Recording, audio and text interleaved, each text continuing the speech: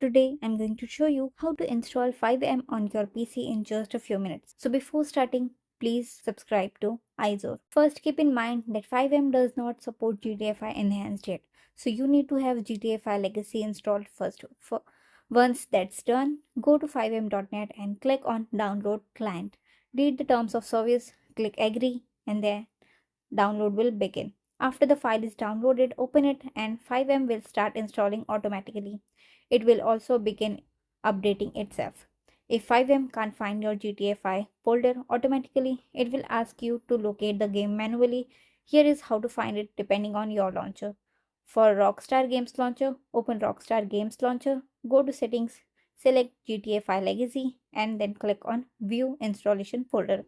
For Epic Games, go to Library, find GTA 5, click the three dots, select Manage, then click the folder icon to open the install location. For Steam, right click GTA 5 Legacy, go to Manage and click Browse Local Files. Once you find the folder, copy the path and paste it into the FiveM prompt.